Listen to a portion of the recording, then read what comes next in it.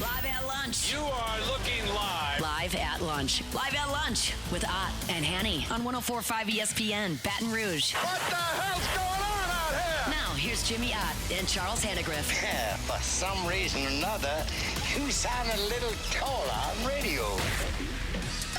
Is it live? Is it live? Is it live?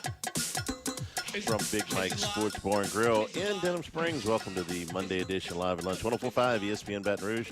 Charles Hannegriff, Jimmy Ott, Max Gotro. Jordan Kitchens back in the studio with us. Troy Macker today. A lot of stuff to get back from a big college basketball, college baseball weekend. A little bit of golf, a little bit of women's basketball, a little bit of gymnastics. There was something for everybody, Jimmy. Good morning. Good morning, sir. How are you? Weather's great, man. The weather is fantastic, awesome. and that has everybody feeling kind of outside. You get outside, awesome. Enjoy a little bit of the weather. What did you? We watched a good bit of basketball together this weekend, so you can pick from a lot of different things that you would want to go on. You tell me where with the biggest thing. There were a couple things for me. I'll just start. I'll let you go. Number one, Iowa State getting beat as bad as that they I liked Iowa State at home was a surprise to me.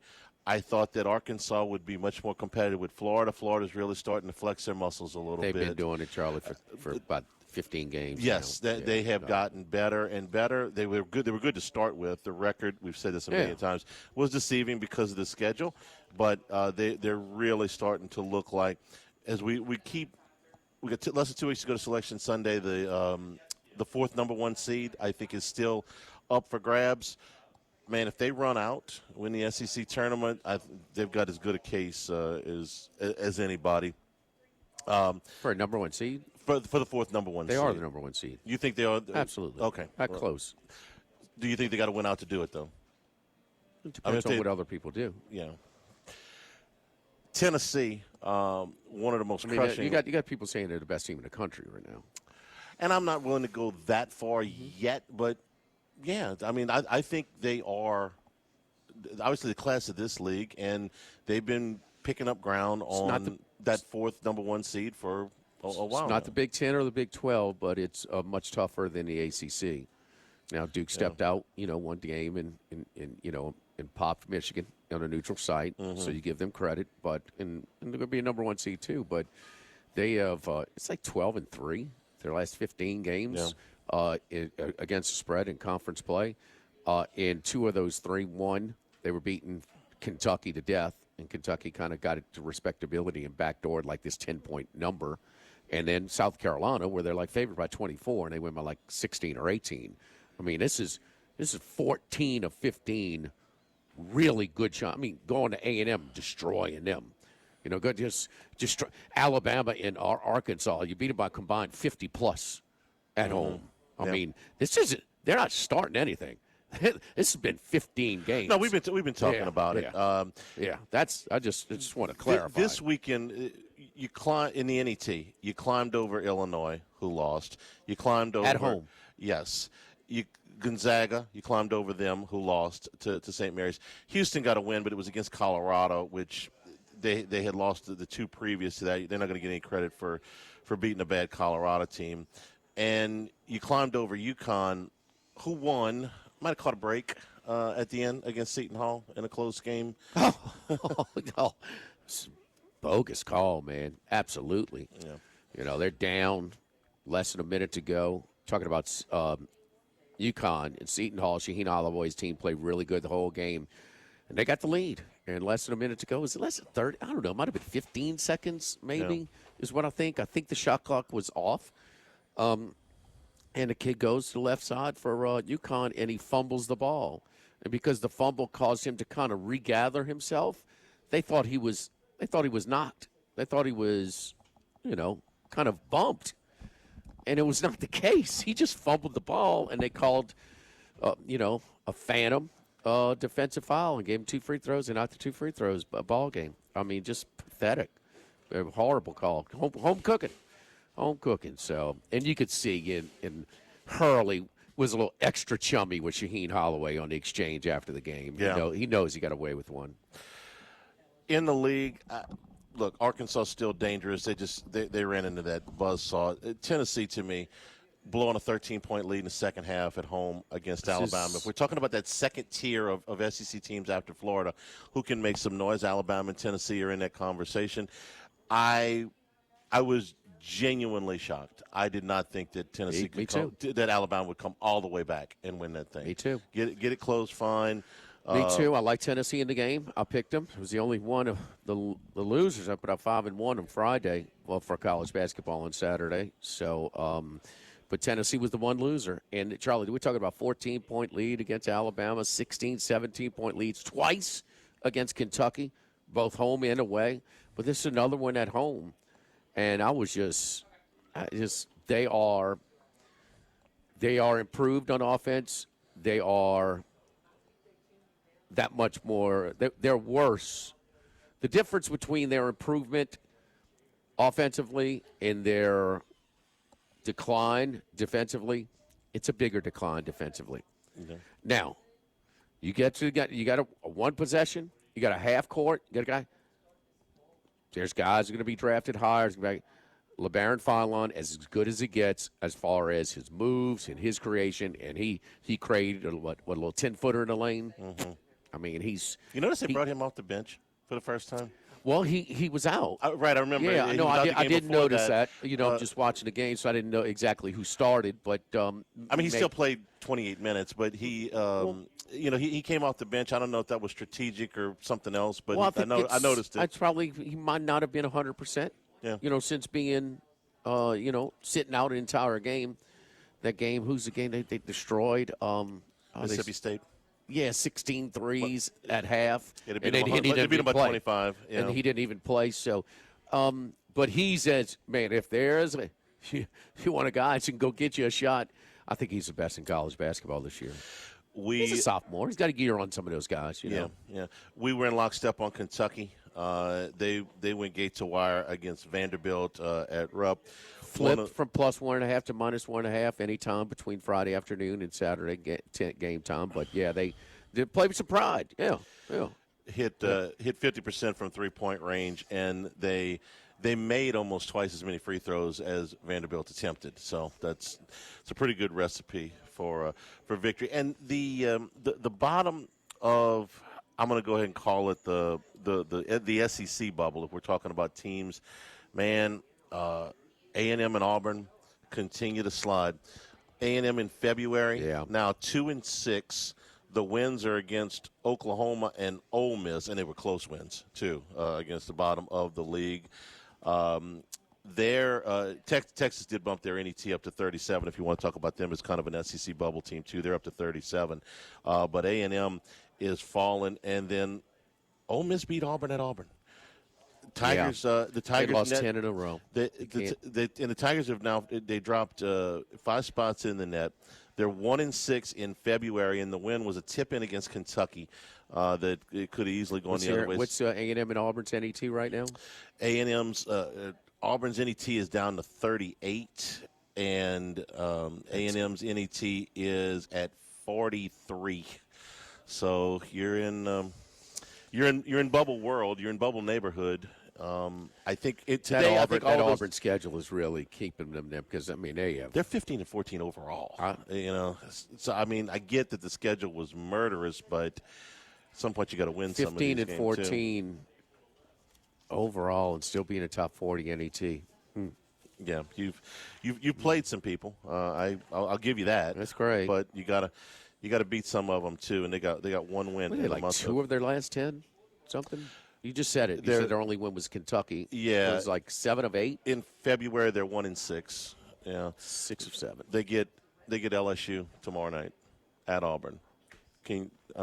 Must win, right?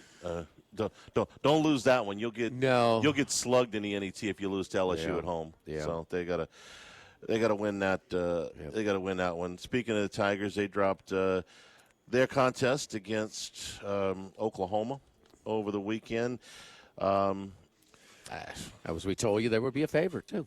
Yeah, and what can I tell you? No update from the lake. No. I can tell you that they played. Who besides LSU? Who are the 3 bottom teams in the league? Well, it's Ole Miss, Mississippi State, South Carolina, and LSU. It's those 4. You can't lose 2. You can't lose 10 in a row, including to one of them, and Ole Miss not being that. No, that is the bottom 5 teams in the league standings: Mississippi State, Oklahoma, LSU. Oh, Ole Oklahoma! Miss, I and South forgot. Carolina. I failed to mention Oklahoma. Okay, I'm sorry. Yeah. So you have played Oklahoma at home, South Carolina at home, and Mississippi State at home. You did not lead against South Carolina. You did not lead against Mississippi State. You led 5-0 against Oklahoma. They went on a 10-0 run. You never led there. So you have trailed for all but about 2 minutes of 3 games against the bottom of the league. Non-competitive at home against these. You lost all of them by double digits. You were down over. Minimum lead in this game was 22. The max lead was 22. You were down 28 to South Carolina, and I think Mississippi State was 26 or 27. So against the absolute bottom of the league besides you, at home, you never led. You were down in the 20s at least, and you lost all 3 of these games by double digits. I don't know that it's worth really going any deeper than that. What else? What else is there to say? I can go a little deeper. Okay. You probably had a higher payroll, player payroll in all of those too. Yeah, I certainly wouldn't be surprised. Oklahoma, that's the big noise out of there, is that they're not committed, to basketball. So, Mississippi State, South Carolina, yeah. And at Oklahoma, they have the top softball program in the country, the top gymnastics program in the country. Those things cost money. I don't know if that's coming out of basketball or whatever, but if you tell me that Oklahoma's spending more money on they're trying to football is where they're still trying to. No, I don't. And Oklahoma should spend plenty of money on football. Yes, they should. They're a blue blood. Yes, doing it for one of the all-time blue bloods. Yeah, an all-timer for sure. We're here at Big Mike's Sports Bar and Grill. Exciting week here at Big Mike's because they have the grand opening of their new Aspen Room at 11 o'clock on Wednesday. This is one of the big giant rooms on the right side of the restaurant that they have remodeled, and it's going to hold up to 125 people. It's terrific for receptions, rehearsals, showers, corporate gatherings, any of your birthday parties, things like that. A very nice layout. Got a chance to tour it here this morning.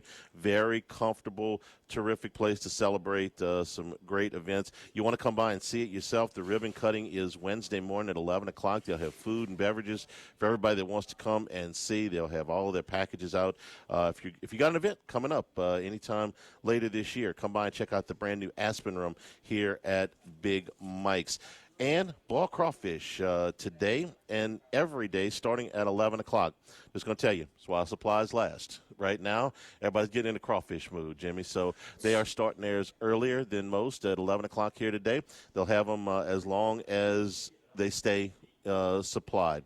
So 7 days a week starting at 11 a.m. Boiled crawfish, your boiled shrimp or more, your speed. Every Monday night at 5 o'clock. It's all you can eat boiled shrimp starting at 5 here at Big Mike's. If you like wings, dollar wing night on Wednesday.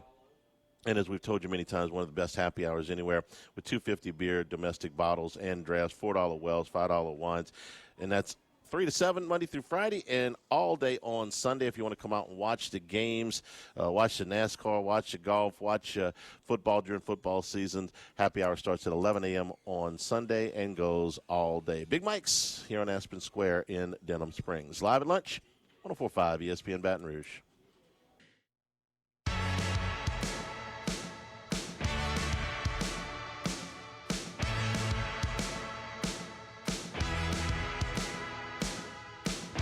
Live at lunch with Ott and Hanny from Big Mike's Sports Bar and Grill in Denham Springs on 104.5 ESPN Baton Rouge. Remember, the show is available on demand, 1045ESPN.com, LouisianaSports.net. New handicap will drop this afternoon about LSU baseball. It's all brought to you by Supreme Rice, celebrating 90 years in business here in 2026. For more information, go to SupremeRice.com. LSU gets 3 wins over the weekend in baseball. They beat Dartmouth 5-2 on Friday, Northeastern 3-1 on Saturday, and Dartmouth 3-0 on Sunday. It was considerably less offense than what we would have expected going into a weekend like this. LSU only mustered 14 hits on the weekend and scored 11 runs. Now, they won all 3 games. So what happens when you get into a situation where you're just not getting a lot of hits, not swinging the ball well, swinging the bat well? Did you run into a hot pitcher? Well, I certainly liked what the kid on Sunday, Eddie Albert, did. I mean, he was terrific. He filled up the strike zone. He didn't get behind a whole lot of hitters. He didn't walk very many, and I thought he was really good. That said, I thought LSU could have been a little bit more aggressive at the plate against him. He certainly didn't have overpowering stuff. He was just filling up the strike zone. It came after a couple of days where LSU was pretty patient at the plate. They drew 7 walks in each of the first 2 games.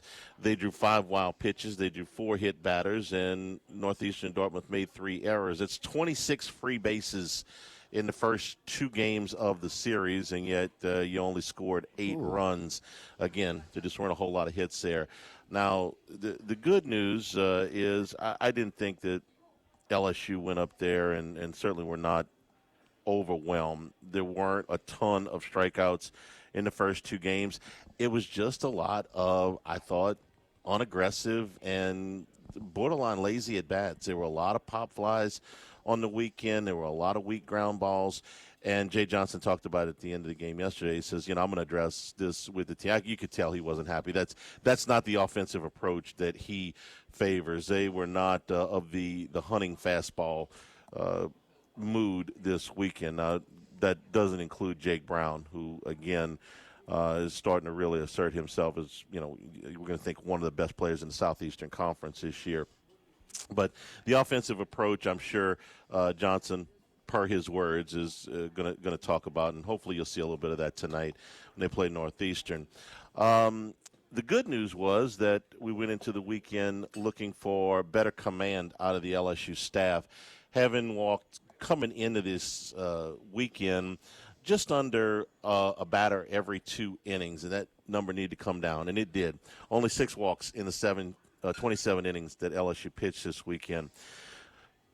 Great outing for Gavin Guidry on Friday night. That is now for Guidry 9 scoreless innings without a walk and 16 strikeouts to open the season in 4 appearances. He has been phenomenal. Likewise, I thought Cooper Moore, for the 3rd straight time, went out, really commanded the strike zone. Again, another 10-to-1 strikeout to walk ratio. That's 27 strikeouts and 2 walks for the 3 starts this season for the Kansas transfer. Thought he was fantastic. Devin Sheeran came in to close things out on Saturday, and again, this was a close game. This was 3-1. He struck out 3 of the 4 batters that he retired, and the fastball is going to get all of the attention. I get it. It's 97, 98 miles an hour, but that breaking ball was really sharp, and I liked what we saw out of him. And then William Schmidt, the monster on Sunday, got into the 8th inning, through 95 pitches. That was a season high. Did not give up a run, did not give up a walk, struck out 9 and only gave up 4 hits, and was really never in very much trouble. They took him out after he hit a batter in the 8th inning, but that's what William Schmidt can do. His talent has never been questioned. He had a good freshman year but struggled in SEC play. He's come out of the gate. Every start has been better than the previous one, and the command was phenomenal yesterday. I mean, he was had batters walking up to the plate feeling like they were in an 0-1 count. So that was good. Got a little bit shaky with some hit batters and some wild pitches. After him, Jaden Newt had to come in and close it out. And let me double back to Kason Evans on Friday night. He started his 3rd consecutive Friday night game. The line score doesn't look bad. 2 hits, 2 runs, 3 walks, 10 strikeouts in 5 1/3 innings. But Evans has not been as sharp as maybe we would have thought. He threw 4 wild pitches in this game. That was where I started to lose a little patience on Friday night. And probably I need to remember that I can't put things into context on Twitter, Max, so maybe I should just shut up till the end of the game. Yeah, Charlie. But you knew what this. Yeah, exactly. But after the 2 walks and the 4 wild pitches, and it's like, hang on, man, are you really comfortable out there? And he righted himself. He still got all of the swing and miss stuff. So, my question, Jay Johnson asked us at the game, he says, go look at Kason Evans's second and third starts this year as opposed to Cade Anderson's second and third starts last year. Okay, well, so we did that. And Johnson is right. The numbers are almost identical. 10 2/3 versus 10 1/3 innings, 6 hits versus 5 hits, 4 runs for both of them, 5 walks for both of them, 18 strikeouts for Anderson, 14 strikeouts for Evans. That's almost identical line scores. The 4 wild pitches, again, is a little bit different, but that's out of character for him. It's not something that he usually does. My question is this, is Kason Evans the most comfortable in this position? Sometimes you take that jump and you go from dominant reliever to, weekend starter, and sometimes it works. And sometimes, Lewis Coleman was one that comes to mind. He was kind of in and out of the starting rotation and as a reliever, and then became a dominant starter. For Zach Hess, it never worked out that way. He was a dominant reliever as a freshman with a half a dozen starts, and when they moved him into a full-time starting role, he was just never comfortable with that. I think Evans is a lot closer to the first thing we talked about because we've seen him pitch in tight quarters. We've seen him start big games. So I think he's going to be fine. It's just been a little rough around the edges here to start off on Friday nights for him. Not bad, just a little bit rough. I suspect he will get better. But that's kind of the recap from the weekend. Rough offensive go for LSU, but excellent on the mound for the Tigers. What's a normal case, normal path for a pitcher, a college pitcher in a program like LSU is to get some midweek stuff and get some relief stuff before you develop into one of your top 3 the starters for weekend on a weekend rotation. So, but I mean, geez, what's different is some players like the Zach Hess thing. It might not. I'm not ready to throw him into the rest of. He's a max effort guy. He's more closer type of stuff. That he's not like a big number of pitchers. But they wanted to. I think that was part of the deal. They wanted to give him his chance at starting. Sure. For him to come back. I would have agreed to that as well. But, it might be a case where he's more comfortable in relief. That's something that they can continue to look at because the stuff is there. William Schmidt, if you ask me one thing out of the whole weekend, it would be Schmidt. He's got the highest ceiling, yes. and he showed that. And that's attack the best the zone, man. That's the best I've seen him look. Trust your stuff, attack the zone. And he said after the game, he said, I didn't think I had my best outing.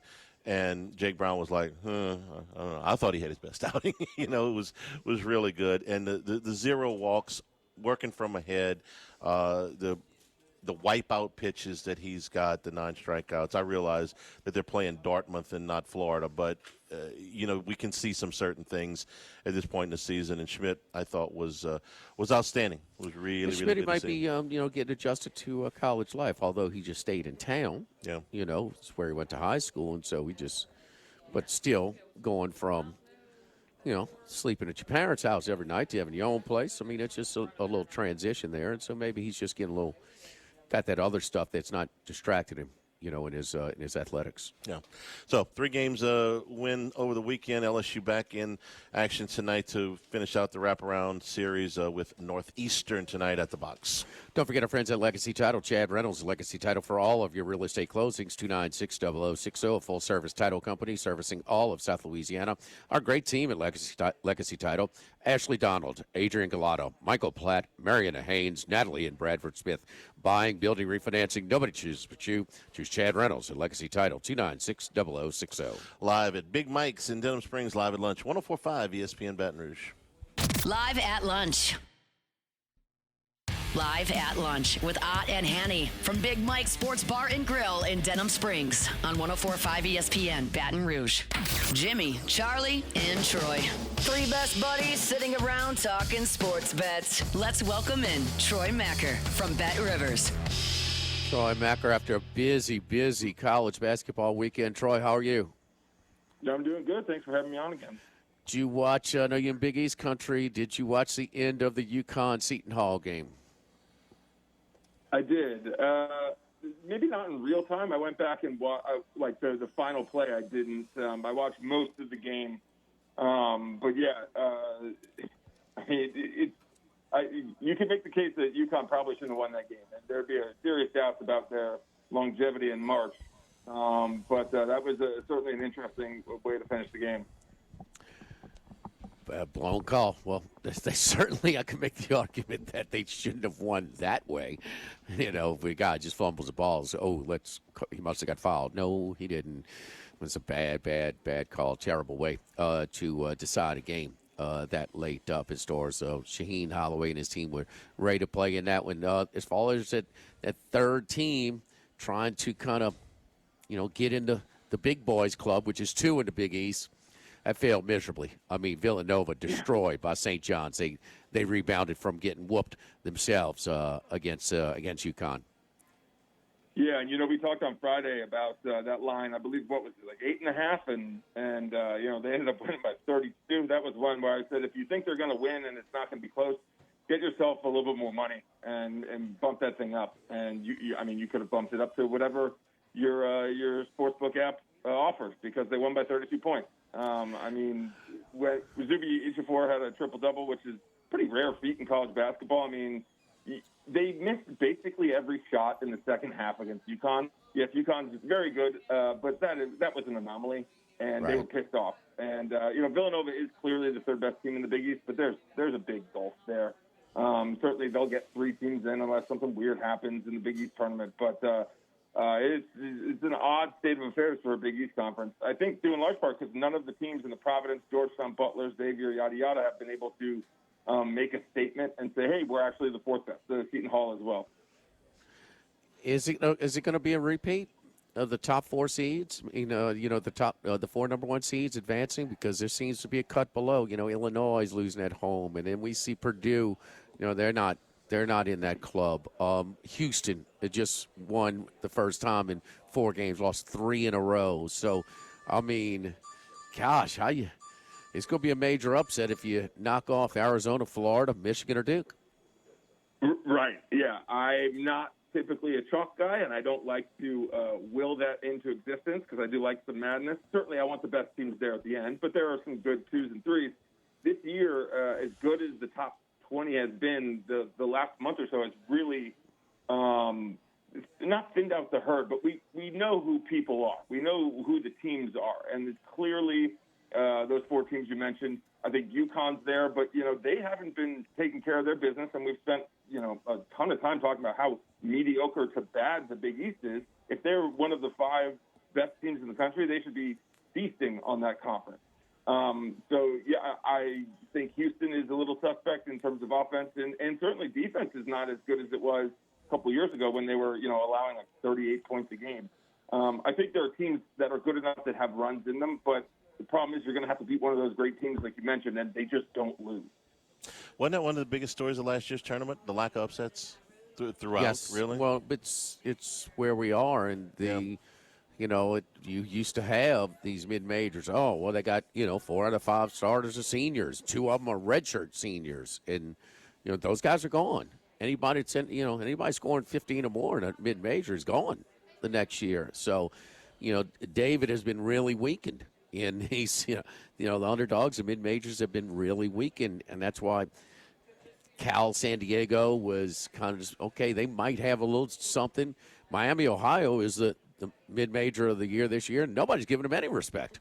I mean, because they hadn't played a quad 1 or quad 2 game all season long, and they've had to pull some out the hat to maintain their undefeated record. But we do have a bunch of the smaller conference tournaments get underway this week, and then next week the big boys, and so we're looking forward to it. But it is boy, with these 16, 18 team conferences, man, it gets a little stretched out these days. Yeah, I mean, the Big Ten tournament is like Tuesday to Saturday. And, one of the last years of the Big East as it floated super conference before the teams bolted to the ACC, I believe it might have even been the Kemba Walker tournament. I covered every single game of that tournament at Madison Square Garden, and it started on Tuesday and ended on Saturday night. And let me tell you that the Tuesday night was brutal. And even the Wednesday night, when you're getting, 8-9 Providence versus South Florida at a 9 p.m. tip after 3 games of other mediocre basketball, it's not very much fun. I, had to get through basically a dozen cups of coffee just to survive that day. Certainly, watching from home and placing some live bets is a more advantageous position. But yeah, the first couple of days of these tournaments are a bit rough. But I will say one thing is I think that there will be more upsets this year in maybe not deep runs from mid-majors. And I think that's probably what you're getting at because, to have 3 wins, you're going to have to beat teams that have similar identities in terms of age and experience. But I think, you look at some of the middle-of-the-pack teams in the SEC and the Big Ten specifically, I think they're ripe for upsets. Like BYU is horribly untrustworthy at this point, having lost Richie Sanders. DeBonta is amazing. I hope he's on my team next year. But that is a team that, is just losing games. It's always down at halftime. I mean, almost half their games they're trailing at the break. So there are teams, Tennessee as well as, isn't playing ruthless defense like they have in the past. They're kind of suspect, I think, as well. So I think there will be upsets. Just not a lot of deep runs. I don't see a 15, making the Elite Eight or anything like that. We talk about Saunders. Okay, Charlie. Well, you're asking about Saunders because I want to ask you about tournament format here. So finish up on Saunders. The Saunders thing. Okay, you're supposed to. All right. Well, DeBonta's going to take it. Lift the team on his shoulders, and he did that. Since he's gone down. But it's supposed to be short term, and it's supposed to. And then it settles in, and you're minus one of your better players, and your opponents will adjust as well. What's happening in Lubbock? Because Texas Tech loses Toppin, and now they win a couple of games. Then they go to Ames and beat Iowa State and kind of win gate to wire. I mean, winning, but pretty much double digits the whole way in Ames. Man, that's unbelievable what's going on because Toppin's such a big part of what they were doing. I mean, we talked 2 weeks ago about how them beating Arizona at Arizona might be the best win of the season. You just beat a top 10, top 5 team in Iowa State at Hilton Coliseum. Are you kidding me? Like that's an impossible feat without one of the best players in the country. Texas Tech has 2 of the best wins of the year. Yeah, it's amazing. So now the off guard has really come on, and he's been a little bit in and out of the lineup, but he has kind of picked up the load. But I just don't know how long that's going to last. Would you add, Charlie? So there's all kinds of different formats for these conference tournaments. Troy, you had posted this weekend about the Sun Belt. I've never seen anything quite like this. If they did it, I missed it. This is a 7-day conference tournament, and I'll try to describe it on the radio as best I can. Essentially, if you are the 11 through 14 seed, you have to win 7 games in 7 days to win this tournament. If you are the 1 or the 2 seed, though, you've only got to win 2 games to win this tournament. Troy and Marshall are the top 2 seeds in the Sun Belt. They don't even play until next Sunday, okay, to win this thing. Troy, I think it's interesting, and it's also, if you're a one-bid league, this format, cumbersome as it is probably the best way to ensure that your top teams, and I'm looking at the MAC here with Miami of Ohio, has the best chance to get your best team into the tournament. 100% agreed. So 2 things. First, we have seen this format kind of before. It is the WCC, Gonzaga, St. Mary's. Now, it's not as big of a conference, so but it is that same kind of tiered where it's 1 game a day and that winner advances and the winner of that game advances. And so because for the last few years, Gonzaga has never had to play more than 2 or 3 games. I think 1 year they bumped it so they entered in the semifinals. Now, the reason it is weird and the Sun Belt Conference is getting a lot of run this year is because there was a 6-way tie for second place. my namesake Troy won on the last day of the season to eliminate the chance for a seventh place first place tie.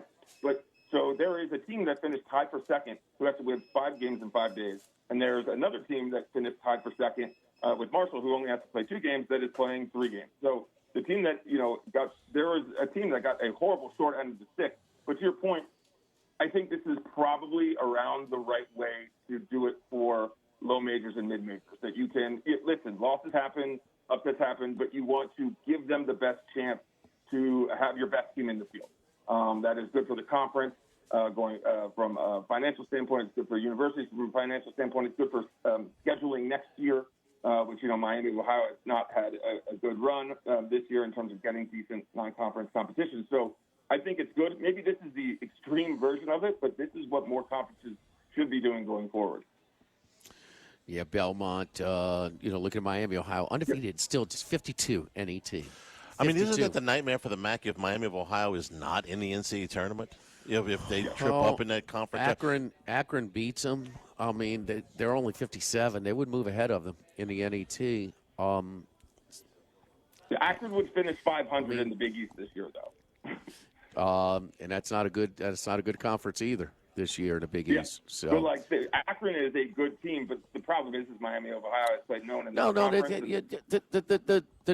No penalty, the instant eligibility for transfers. I mean, it killed them. The mid majors. I mean, it's almost like you go to MAC facilities and then you got a chance to go to Big Ten. I mean, you're going from the Howard Johnsons to the to 4 seasons. I mean, no matter what you get, before you even talking about the money that you're going to get paid. But St. Louis, Utah State, I mean, that's about what's that?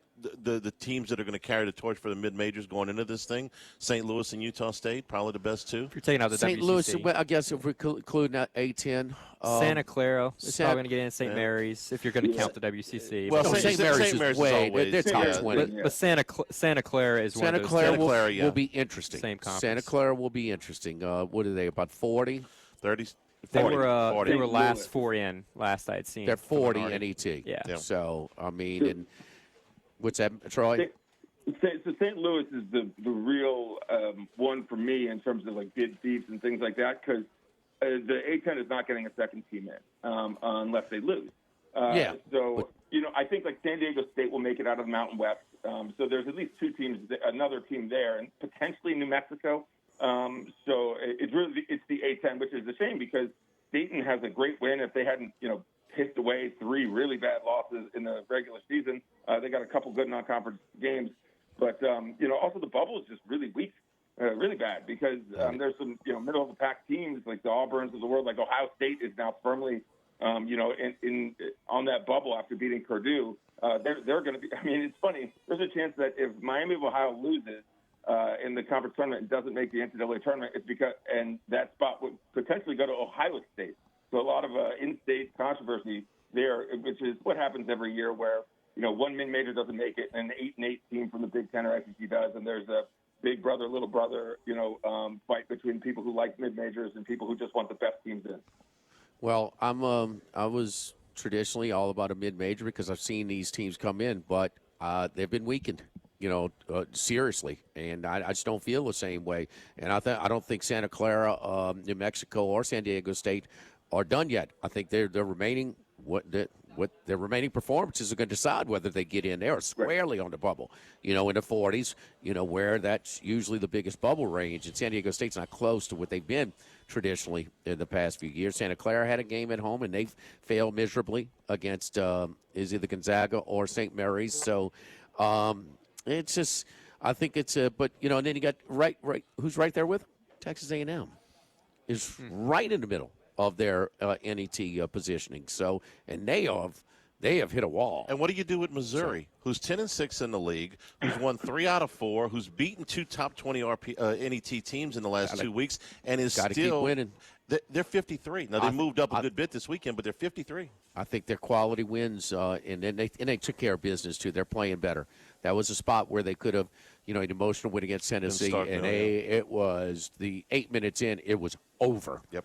It was over. Ken Pom has 5-loss Akron as a 3.5-point favorite on a neutral over undefeated Miami, Ohio. Yep. They're 87th in Ken Pom. Miami, Ohio has pulled some games out of the hat this year. Follow Troy on Twitter at Troy Macher. That's Machir. Troy, get some college picks for us ready to go on Friday, man, as we get into the month of March.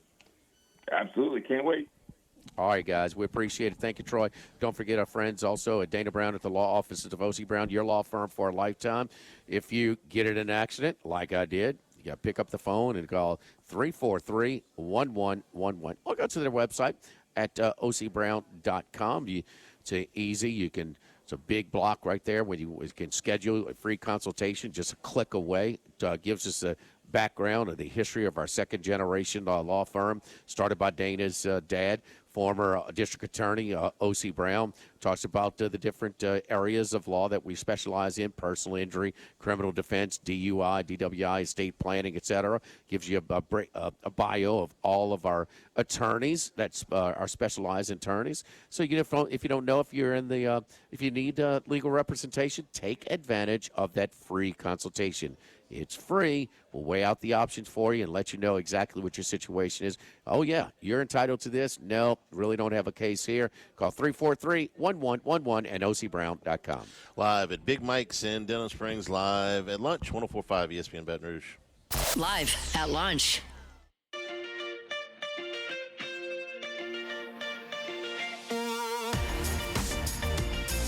Live at lunch with Ott and Hanny from Big Mike's Sports Bar and Grill in Denham Springs on 104.5 ESPN Baton Rouge. Here at Big Mike's, 7 days a week now, boiled crawfish starting at 11 a.m. while supplies last. So every day, 7 days a week starting at 11 o'clock. And here on Mondays, every Monday, it's all-you-can-eat boiled shrimp at Big Mike's starting at 5 o'clock. Polls are out for college baseball. D1 Baseball America, Perfect Gaming, USA Today all agree that LSU is number 2 in the country, and all of them agree that UCLA is the number 1 team in the country. Bruins had an impressive weekend at the tournament at Globe Life Field in Arlington.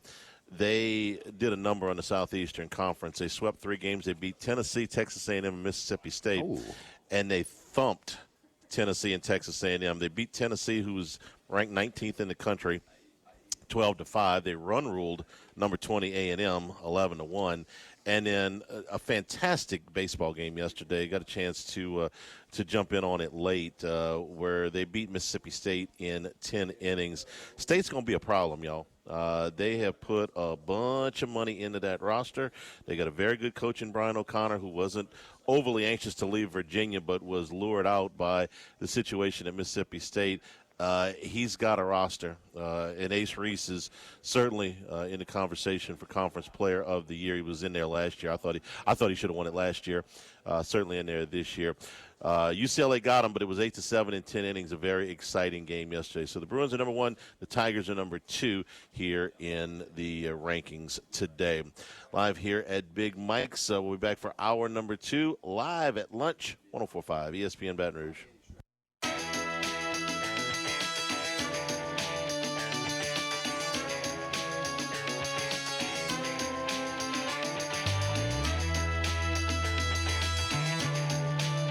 Live at lunch with Ott and Hanny from Big Mike's Sports Bar and Grill in Denham Springs on 104.5 ESPN Baton Rouge. On Wednesday, the 4th at 11 o'clock, they'll be opening the brand new Aspen Room here at Big Mike's. They have completely redone the big room on the right side of the restaurant for receptions, rehearsals, showers, parties, corporate gatherings. Went in there to tour it here before we started the show today. Really, really nice layout. It's a seating where guests feel comfortable. You can cater it any number of ways here. So come on by and see us. I have free food and drinks for everybody. Packages available to look at here in the Aspen Room on Wednesday morning at 11 o'clock. Again, all you can eat boiled shrimp on Monday nights here at Big Mike's start at 5 o'clock. And we got boiled crawfish every day starting at 11 o'clock while supplies last here at Big Mike's, $7.99 a pound here at Big Mike's on Aspen Square in Denham Springs. Max, Shane Lowry looks like a guy that you'd like to hang out with, kind of every man. Go grab Go grab a pint. Perfect. Yes. Go grab a cold pint with. I have no problem rooting for him, especially some of these. He with Rory at the Zurich, the 1 year he made his run at the Open. Fun to root for. Thought he was going to win yesterday, but for the second time, and he's done this before, just kind of fell apart. He had three-shot lead with 5 to play. Yes, it felt over. I was about to turn it off. It was actually with three holes to play. The Bear Trap, as it's known, at PGA National, 15, 16, 17. All holes have water. 2 par 3s with water on the right, and then a par 4 that plays pretty difficult. The hardest part of the course, no doubt about it. But when he gets through 15, just felt like he was going to play pretty conservatively, and he tried to. On 16, a hole where you can hit driver, you can hit 3-wood off the tee, and then try to hit an iron into a par 4. It still plays difficult, but he hit iron in the water way right to where he basically had to drop right in front of him, and he was the only ball in the water off the tee all day. What can you say? But it is a choke. I mean, it was not a difficult shot, and he flared it way right. Just not a pro shot at all. Something you'd see at your country club every day, and then followed it up after a really nice up and down to save double. Puts one almost misses the water, hits a house. It was so bad out to the right, and just like that, his chances were pretty much evaporated. So he has not won an individual event on the PGA Tour since he won the British Open in 2019. And so that's kind of creeping in, I guess, on him a little bit. He's had some close calls this tournament in the past. That's now his 4th top 5 finish in 5 starts for him there. But, he won the Zurich. He was he clinched the Ryder Cup for them recently in the fall. But nevertheless, it's been a bit of a drought for him. And he's had some close calls to where he's gotten a little agitated. He's gotten a little pouty at times, and so some people have turned on him, but he handled it with grace afterward and was very honest in the media, said he wanted to win it for his 4-year-old daughter who was there, finally watching him in a final round, and ultimately a devastating choke job, frankly. Well, Echeverria's 3rd PGA Tour win, he got a couple of things with this. Number one, he got an invitation to the Masters, which he's only been there once before. And he told his wife if he won again, they'd get a dog. So I thought that was nice. Closing a house area. It's what him and Koepka's the only names in this thing for the big one. Guys that at least have majors under their belt. I mean, what was his odds? Mine is like 20-1. Lowry was second choice at about 14-1. When he had the lead. When he had, it was minus 1,500. I mean, it felt over. Again, the stretch he was on was very difficult. There's a chance of those big numbers, but with a 3-shot lead, it's pretty simple what you have to do there. Just keep it conservative, keep it out of the water, make a bogey here or there, and you should be fine. But the middle side of things, it's difficult to win golf tournaments down the stretch, even for somebody who's won a major. You watched a little bit of the combine this weekend. I did as well. Big takeaways for the LSU guys. Nussmeier was in the quarterback throwing session. Didn't run any of the other drills, I don't think, this weekend. Yeah, it sounded like a decent day throwing for him. I was more interested to see the receivers for LSU. Xavier Thomas, the 3rd fastest time in the combine of 4.28. So an impressive performance there. Although we expected him to run pretty fast. He's not somebody who's very big. He's a speedster, going to get down the field. Ran a vertical jump as well, but didn't run a whole lot else than that. Chris Hilton ran a 4.41. Barryon Brown 4.40. But Nussmeier, it's interesting. It seems like Ty Simpson created some separation, had a really good performance in the combine, throwing wise. Nussmeier, like you said, didn't really participate in the drill, in the the metrics, the 40-yard dash and things, but threw all right. Based on everything I've heard so far, a decent performance for him. But yeah, Ty Simpson, the wide receiver too, and we'll just see how everyone else shakes out. Taylor Green, one of the standout quarterbacks in terms of the measurables there, ran a really fast time on the day. Finished actually 4.36 for a quarterback. Very impressive stuff. But we all saw him at Arkansas too. Struggled with accuracy, struggled with decision making. We saw it at the Senior Bowl. He made a throw across his body. So just something to monitor there when you're looking at the quarterback 3 possibilities for Garrett Nussmeier. Green, I always called him, he's the scariest guy out there because he's got physical attributes that are just not normal. But he was never able. We talk about starts for a quarterback and how that's a good thing. The more starts you get, it'd almost be a little bit of a flag with me with him.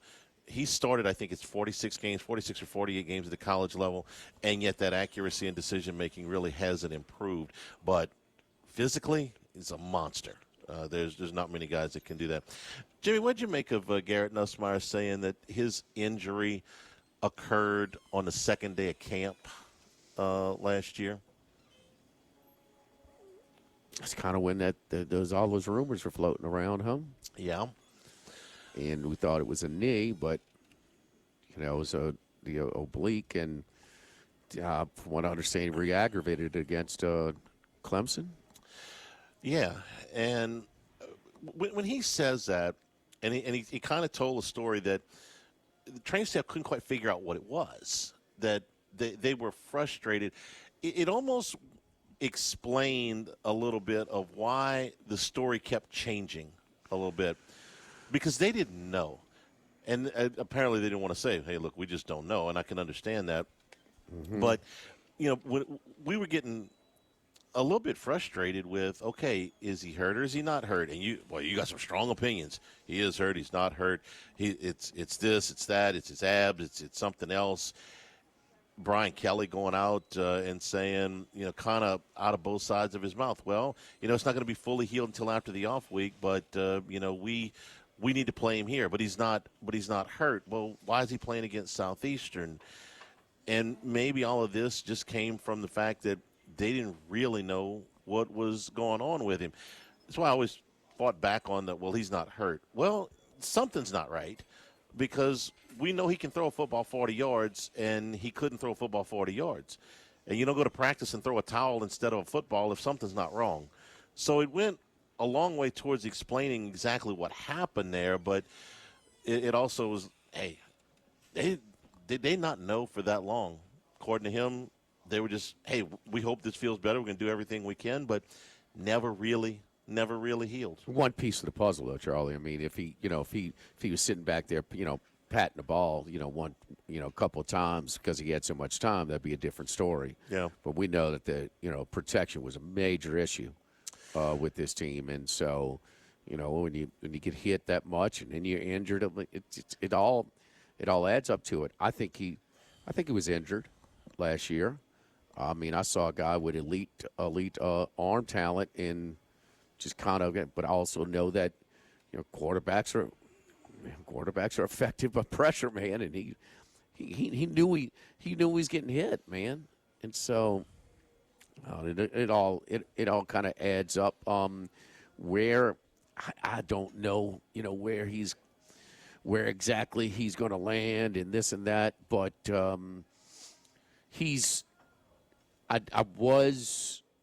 the thing that confirmed to me that he was injured is, okay, he goes to Senior Bowl.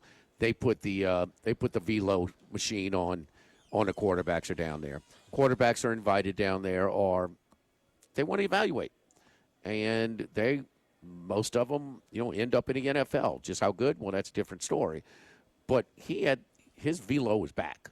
His velo was back to like his in 2024 season, and we saw him make some throws, in that season, man, in some tight windows. So he, it's all, I don't know. I mean, when you ask me that, are you looking for? I mean, like, I don't know. I mean, what was I mean, well, it's done. The season's over. I mean, he's not a guy that's gonna, he's probably not the best matchup as far as when you have a crappy offensive line. You got a guy that's going to be able to just dance around and extend plays. That's not his deal. He's a pocket thrower, but I don't know. I think it had a little bit to do with all of those things.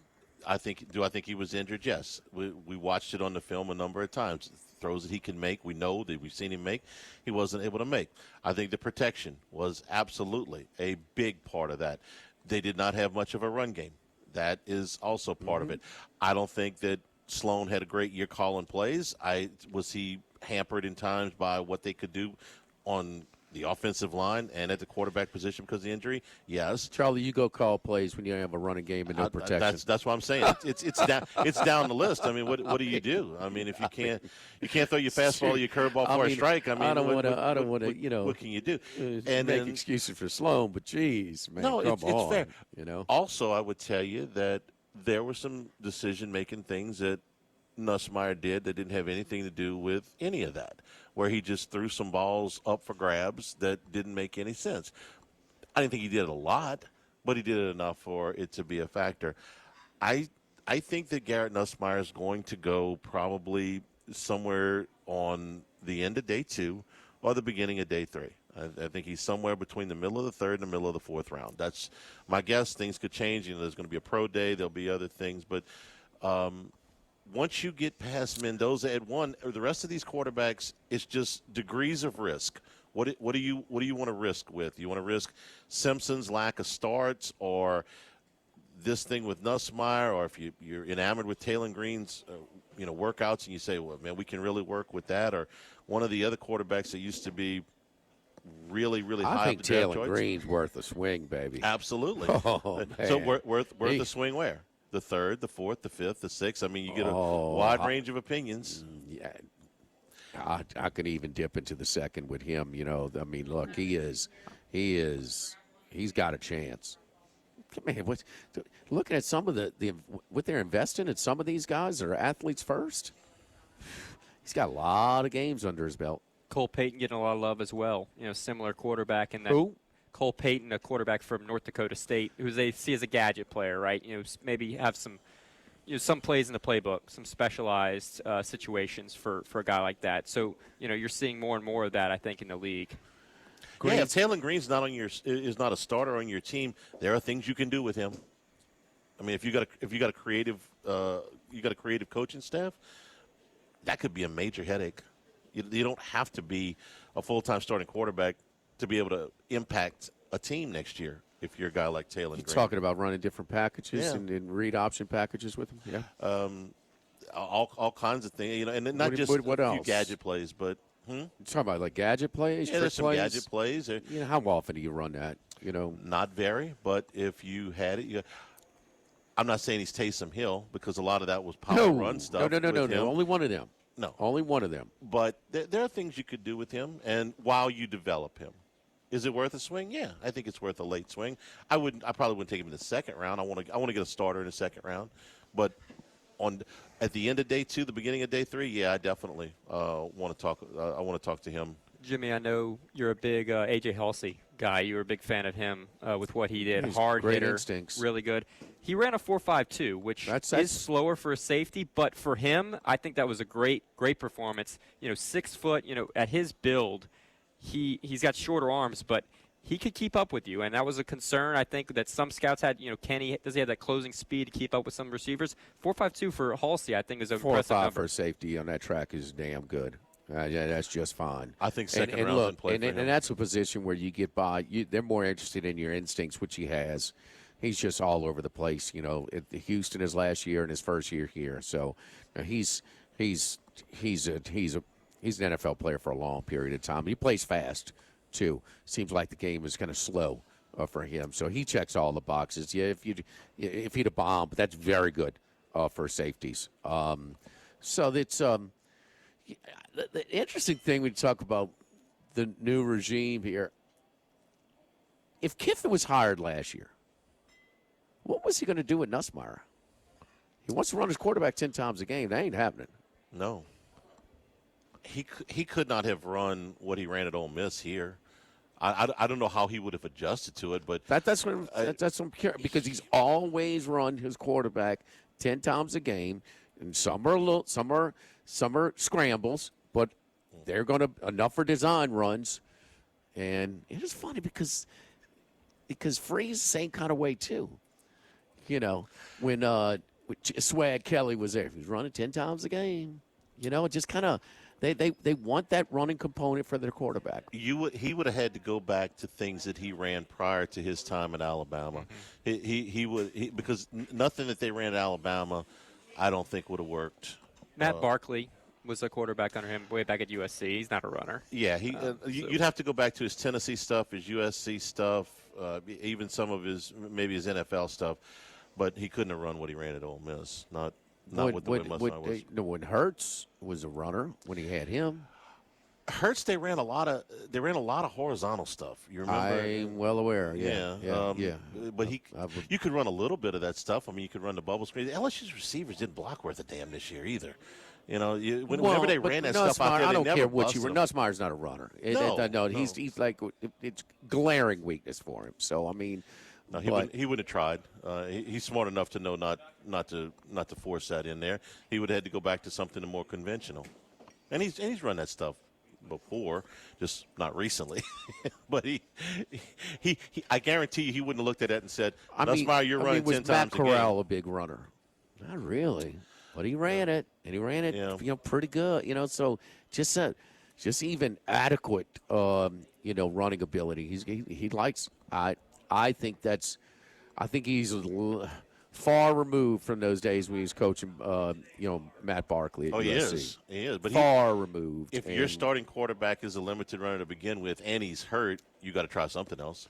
I don't think he would have tried to shoehorn 12 carries a game into Garrett Nussmeier. Well, I'm not including if he was hurt. So, that's obvious. Yeah, but I guess he was. No, he was. But I'm saying if I just don't, Levitt. The guys he was running after, Sorsby, Leverett, and a little bit of Williams, all those guys can run. Yeah. All those guys can run. Halsey, I think, can get into the second round, by the way. No guarantee. But Really? I think he get into the back end of the second round, maybe the third. I was hoping that Harold Perkins would run, actually. Why didn't he? I don't know. Bauer Sharp, the only one we haven't mentioned. He ran as well. Mansour Delane's going to wait, I think, till the pro day as well. Delane, I guess. He's fine. He'll be top 10. He's fine. His film is good. I was surprised. I thought Perkins, what wows you with him, the speed most of the time. I thought if he could have gone out there. I thought he might want to show it off, too. Yeah, that was a little bit of a surprise. Some of these guys, run, their pad speed is a little bit different than their gym short speed. So, not sure if that's the case, but we've seen him run enough that, in this league, which is a speed league. So, I would be, it's just a little surprising that he wouldn't run. Sure, he'll run in pro day. Where are they projecting him? I don't. You want to talk about a wide range of opinions. I've seen as high as the beginning of the third round. I think day three. I think, way more projections with him into the fourth or fifth round. Third round? Day three. Third, fourth, fifth. Probably closer to 4 or 5 right now. Wow. Where do you play him? He weighed in he came in at 6'1", 223 pounds. That's safety size. I mean, it's tough to play 223 pounds. It's tough to play linebacker at 223 pounds. Don't forget our friends at Total Maintenance. The springtime and these great weather, temperatures that we have in the month of March, they're not going to last for long. We're going to get into the hot season, but again, it's the last little stretch to try and take advantage of some of our discounts if you're looking about replacing your unit. Your unit's over 10 years old. If it was serviced last summer, now's the time to call Total Maintenance at 480-1000. We're giving up to $5,500 in discounts for select units. We're authorized dealer for Carrier, American Standard, Dakin, and Rheem products, generators, authorized dealer for Generac and Cummings as well. We cover both the Metro Baton Rouge and New Orleans areas, but not to compromise by either. We got a completely different staff and office for those two markets. Again, this is your last little stretch to try and take advantage of some of those discounts. If you are considering changing out one of your units, call us up at 480-1000. 480-1000. We'll get one of the technicians over to your house, and we'll explain all of the options for you. Total Maintenance.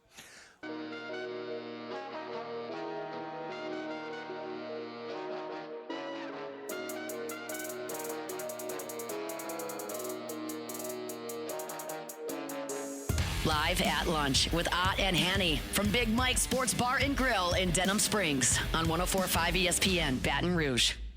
Ball crawfish every day here, 7 days a week at Big Mike, starting at 11 a.m. while supplies last. And if you want to enjoy that good weather and get out and work in your garden, head to the Thibodeau store, the Pierre Part store, open in LaRose and Lockport as well.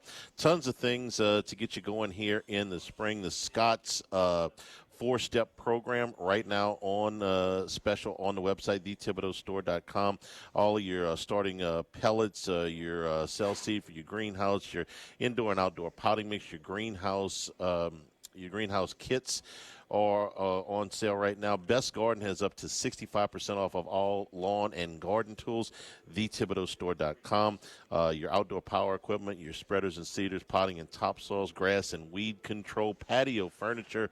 When you get everything situated, you get some nice new patio furniture at a discount. TheThibodeauStore.com will get you to all four of the sites, 900 St. Patrick Highway in Thibodaux, Highway 70 in Pierre Port. Thibodeau Star day yesterday, Charlie. You had to break in the green egg for the spring season, so there's no way we're staying inside yesterday. So went to Iverstein and got some steak burgers and a ribeye. Went to Chris's Specialty Foods and got the boneless, skinless chicken thighs that are stuffed with jalapenos and cream cheese, bacon wrapped.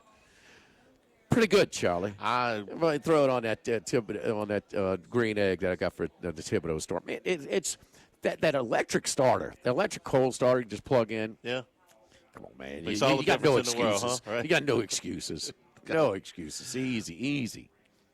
LSU women's basketball team wrapped up the regular season yesterday with a 9-point win at Mississippi State.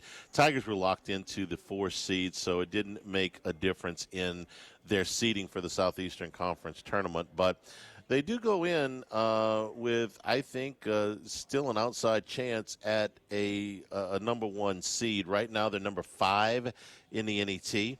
South Carolina and Texas are 3 and 4.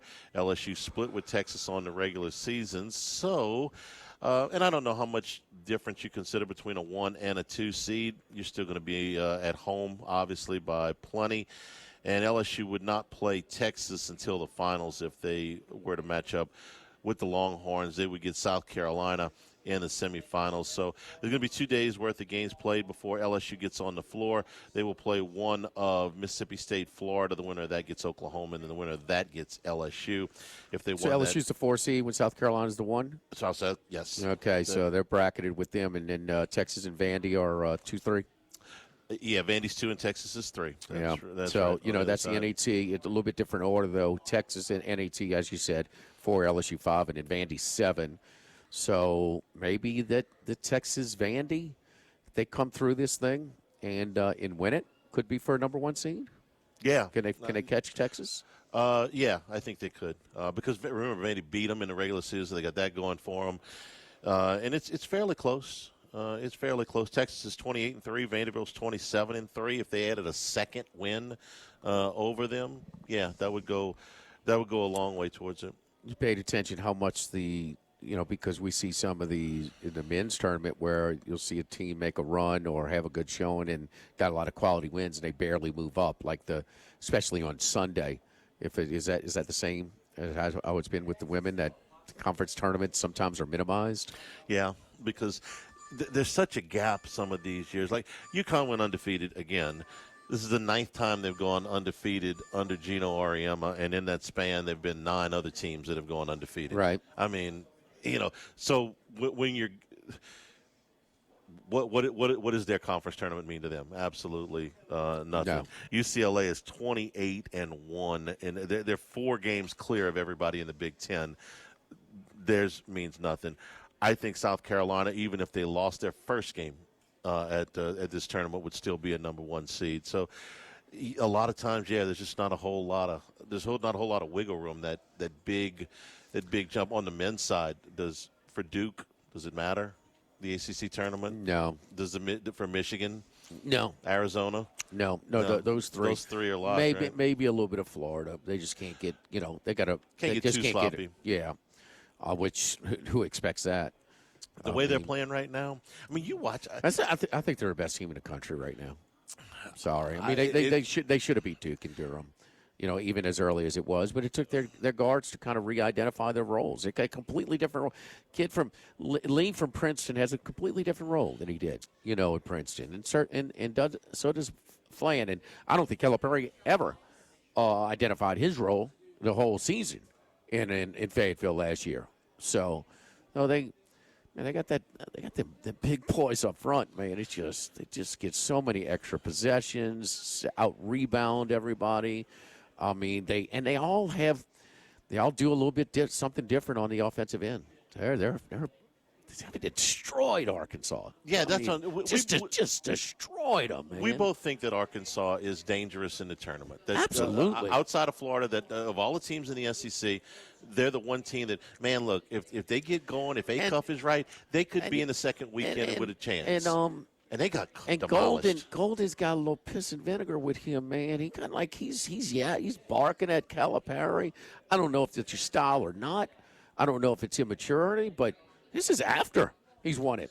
And the only thing I say, whatever he's doing, his team is not showing any type of signs of being fat and happy, exhaling championship hangover. No. They are trying to kill people, Charlie. I mean, they are really – I mean, they got that killer instinct because it's a championship hangover. It's a young coach. This is a poster child like, okay, how are they going to be a little sloppy? Man, they are just they've got focus. They've got – I mean, they could easily put it on cruise control, knowing that they're going to get a great seed. They beat Arkansas so bad on the boards, and every shot they got on the perimeter, it seemed like was contested. They held Acuff to 17 points on 6 of 19 shooting.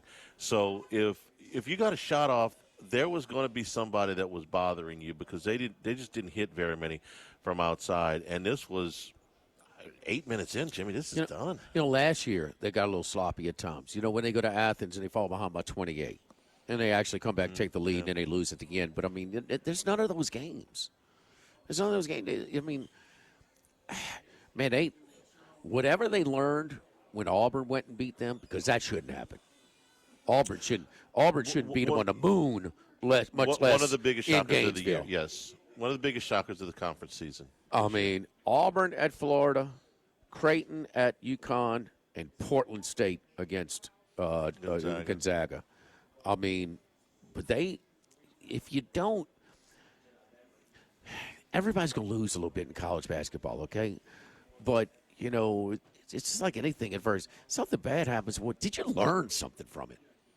And, in losses, that's why some teams, like even with Tommy Lloyd, they finally lost in that game where Peterson sat out that big Monday game at Fog Allen at Lawrence, Kansas.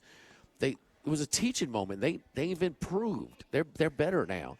So if you have those games and you don't learn from them, then that's But this Florida team it's like 12-3 against the spread, and 2 of the 3 that they lost, they were just toying with them because they built such a big lead against Kentucky and South Carolina. They are on a collision course with that. You don't think it's a big deal between a 1 and a 2 seed? I think it's a bigger difference between 1 and 2 than 2 and 3.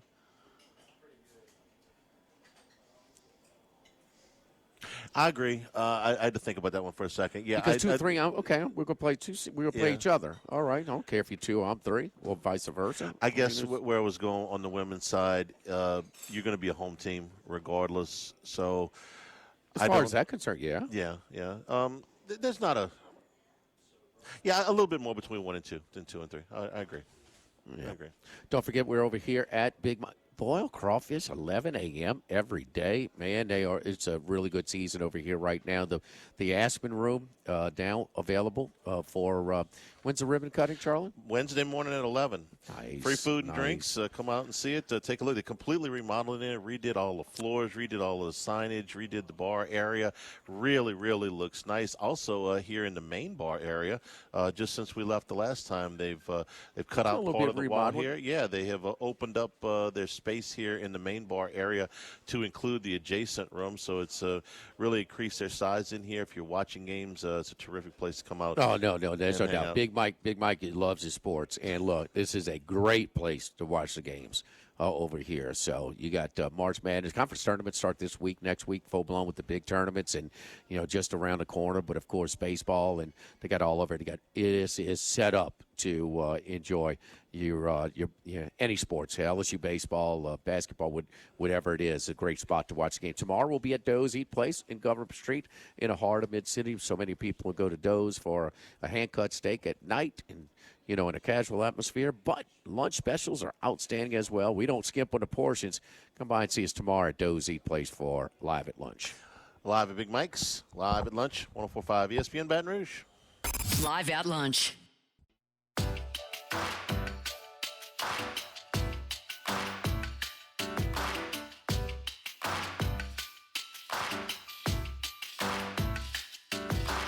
Live at lunch with Ott and Hanny from Big Mike's Sports Bar and Grill in Denham Springs on 104.5 ESPN Baton Rouge. All you can eat ball shrimp every Monday night here at Big Mike's starting at 5 p.m. Dollar wings every Wednesday night and every day right now, 7 days a week at 11 a.m. Crawfish while they last, starting here $7.99 a pound at Big Mike's Sports Bar and Grill. The Aspen Room grand opening 11 o'clock on Wednesday morning for all of your receptions, your parties, your rehearsals, corporate gatherings, and more. Check out the brand new Aspen Room here at Big Mike's. Two interesting games tonight in college basketball. One of them, the matchup of ranked teams between Iowa State and Arizona. Iowa State, after getting demolished at home, which almost never happens, got to go to Arizona right off of that. And Arizona looked very, very good in their game against Kansas on Saturday. Really handled the Jayhawks, ended up winning that game by 23. So yeah. Kind of a tough spot for Iowa State to go in coming off of that loss tonight going to Tucson. Yeah, it's a tough one NC State too, man. I'm getting to that one. NC State, horrible. Okay, we'll get to that, man. You can go in Arizona. This is the first game they got Pete back, and played 23 minutes in the game. Yeah. I don't know if they started him or not. He did, but limited minutes. Yeah. But they were out in front, big, pretty much the entire game. Same thing with Iowa State. So maybe a little desperate spot, boy. But we're never going to value Iowa State as much as home. I mean, on the road as we do as home. So I think this could be a tough one again for them. I mean, 7.5 almost seems like a light number to me. Yes. In Tucson. Yes. I would favor Arizona. Yeah. I would favor Arizona. The big guy, I mean, kind of the European guy that came over for Iowa State who was shooting over 50% from three, which led the country for a stretch. It seems like they're kind of figuring him out a little bit, or at least they're not leaving him. I'll tell you what Duke did too. What they do, Charlie, Shire's a good defensive coach. They don't leave their shooters at all. They don't overreact to penetration, where everybody's trying to get into the paint and then kick it back out because, one, you're going to cleaner look because the defense is going to respond to the penetration. It's just natural for you to do so. And, two, a shooter, when you kick it back out, he's getting the ball already squared up to the goal. So it's clean look, and he's already squared and balanced. And – man, Duke just they don't overreact, to that penetration. It's fun to watch, but they're disciplined in it. Just I don't know, man. And look, NC State, you lose to Notre Dame, they're winning most of the game. How big a favorite were they? It was a road favorite. 8. Yeah, as a road favorite, I mean, you're supposed to win that game. 8 or so. Yeah. Winning the whole game. Notre Dame's 12 and 16 going in that game. Yeah. I mean, they just got beat by 50. They got their worst beating ever at home, less than a week ago. And I know NC State's not Duke, but, man, Will's had some bad losses this year. The last 2 weeks for them, okay, this was the loss to Notre Dame where you're an 8-point favorite. You got rolled at Virginia. Now, Virginia's really, really good at home. Virginia, though. The two, I'm looking, I know it was about a month and a half ago, but they opened up on a Saturday morning at 10 a.m. and were not competitive. Their two losses to Virginia by like over 50 points combined. That's correct. You did get North Carolina, but you beat them. They did. That was the first. Was It's it the first okay. game when You Caleb beat- Williams was out? You beat them. Okay. You And beat the them hell out soundly. of them. That was a really good game. Yeah. You lost to Miami by a point at Where they home. went about like 6 with 30 seconds to go or something. And you got rolled at Louisville. So that's 4 out of 5. And you've been dusted in 2 of these games. What's their NET? 29. They're still right about, I guess, where they're supposed to be, given their record. I don't think they're over or under ranked at all. They're still in the tournament with room to spare. They're 10-6 in the ACC. I just don't know how good they are right now. Doesn't appear as if they're playing anything close to their best basketball at this point. It seemed like they were playing better earlier in the season. On the dreaded 8-9 line, according to Lenardi right now. 8 seed. You don't want to really face UConn in the second round. But Went to SMU and beat them. Although SMU, we talk about them a lot. I'm glad they had enough of a cushion because they just got swept and they weren't even close. The Bay Area. And Cal and Stanford, not exactly tournament teams. Funny you bring them up because they've got the exact same record as NC State and a very similar net. They're 19-10, just like NC Who State has is. a similar net? SMU. NC State. NC State. They're 36-29. They've got the exact same overall record. NC State's got them by 2 in the ACC. 29. NC State. Yeah. God, that's strong. Yeah, he went out and scheduled tough. see, Yeah, Matt McMahon and Will Wade alike both beat SMU this year. Handshake. Turn his mic Same off. thing. go to the lake with that crap, man. Turn his mic off. I mean, you been going to games? No, he quit. What's the secondary market? How's the Well, they gave out pickleball paddles to the students, so I was kind of jealous. They look nice, personalized. Pickleball's in right now. There's a lot of avenues to do that. So you got to customize LSU pickleball paddle if you went to the game. Gotta love that. Gotta love that. There's no doubt about it. Don't forget our friends at Workbox and Workbox Services. My buddy Martin Padial and his great staff at Workbox been doing it for such a long time and just growing, getting bigger and better than ever. A new second office with, of Workbox and extends our coverage all the way down to the Gulf Coast, to New Orleans, and Lake Charles, and surfacing all the areas in between. So Martine Sr. With Martine Jr. now, Hannah, Brandy, Chris Brooks, shipping containers, we got it for you. We also have the home boxes for residential moving storage. So custom storage containers, all different sizes. We've got it in all different you can customize them any way you want. Lunch rooms with, climate control, part office, part storage, dual purpose, safety storage, different work sites. So shelving, lighting, wooden or metal materials, and whatever you need, whatever you desire. Workbox and Workbox Services, 343-4886 and WorkboxLLC.com. Live at Big Mike's, live at lunch, 104.5 ESPN Baton Rouge. Live at lunch.